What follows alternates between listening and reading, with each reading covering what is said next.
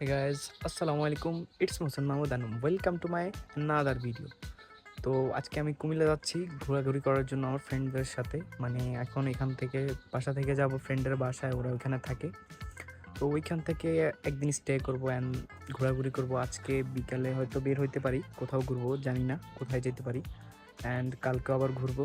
তো আপনারা সবাই দেখতে থাকেন, আমার সাথে থাকেন, কই কই ঘুরি, কী করি কুমিল্লায়। Let's go. তো বাসা থেকে বেরিয়েই একটা অটোরিকশা নিয়ে নিই খেলার উদ্দেশ্যে। খেলা গিয়ে প্রথমেই কাউন্টার থেকে টিকিট কালেক্ট করে বাসে উঠে যাই অ্যান্ড কিছুক্ষণ পরেই বাস রওনা দিয়ে দেয় কুমিল্লার উদ্দেশ্যে।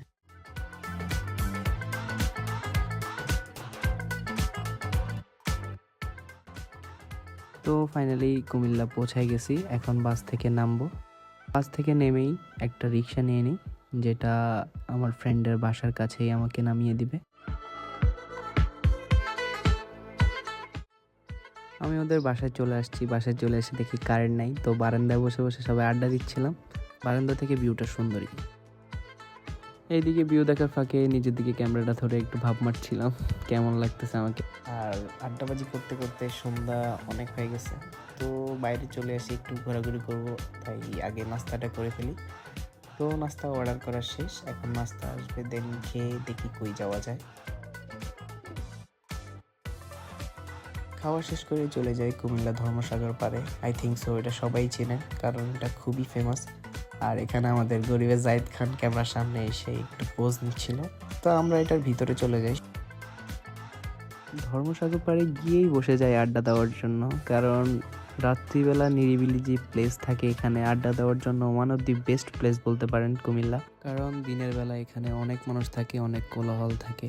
ধর্মসাগর পাড়ের আশেপাশে যারা থাকেন তারা অবশ্যই রাত্রেবেলা হলে এখানে ঘুরে দেখবেন, আশা করি আপনাদের ভালো লাগবে। ধর্মসাগর পাড় থেকে এসে বাসায় আড্ডাবাজি করি, ফান করি। তো আড্ডা দিতে দিতে সারা চলে যায়, ঘুমাই প্রায় সকালবেলাই বলতে পারেন। তো যেহেতু লেট করে ঘুমাইছি, উঠতেও লেট হয়ে যায়, তো উঠে খাওয়া দাওয়া করে বের হইতে আবার বিকাল হয়ে গেছে। তো বাসা থেকে বেরিয়ে একটা রিক্সা নিয়ে নিই, গোমতী নদীর পাড়ে যাচ্ছিলাম ঘোরার জন্য।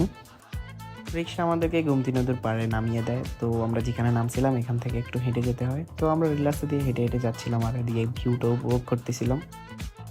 গোমতীর উপর দিয়ে যে রেল রাস্তাটা গিয়েছে ওইটার পাশেই একটা রেলিং ছিল মানুষ হাঁটার জন্য, তো ওইখানে দাঁড়ায় দাঁড়ায় আড্ডা দিচ্ছিলাম। অ্যান্ড ওইখানে এত সুন্দর একটা বাতাস ছিল, কি বলবো, জাস্ট বলার ভাষা নাই।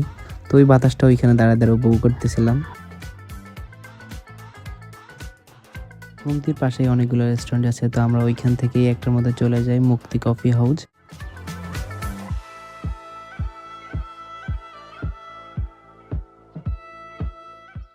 এটার ভিতরে গিয়েই একটা দোলনা দেখতে পাই, তো দোলনায় বসে বসে এমন একটা ভিউ দেখা, মানে এটার ফিল তো জাস্ট মুখে বলে বোঝানো যাবে না, আপনারা গেলেই বুঝতে পারবেন।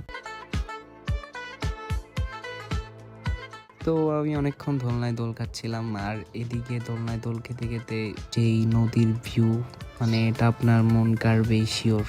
আর ওইখানে একটা মিষ্টি একটা বাতাস আছে, জানি না ওইটা পাবেন কিনা, বাট বাতাসটা আমার কাছে বেশি ভালো লাগছে। এদিকে আমি আমার ফ্রেন্ড মিলে একটু দোল খাচ্ছিলাম আর খাবারটা অর্ডার করে দিয়েছিলাম। একটু পরেই আমরা যেটা অর্ডার করছিলাম সেটা চলে আসে, আই মিন ফুচকা। তো আমি আমার বন্ধু ফরাদকে বলছিলাম একটু রিভিউ দেখে, ও বললো যে না না আমি পারবো না। আর আমার আরেক বন্ধু ইমরানও তো খাচ্ছেই, ওর মুখে কোনো কথাই নেই। তো আমি চিন্তা করলাম আমি একটু রিভিউ দিই, যদিও আমি ফুড ব্লগার না। তো একটা ফুচকা মুখে দিই, দেন দেখি অল অ্যাভারেজ, মানে চলে, খারাপ না।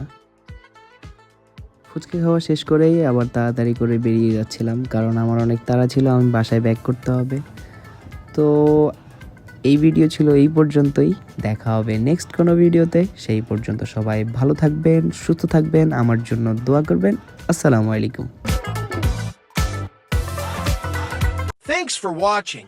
Like, comment, and share. Follow and subscribe.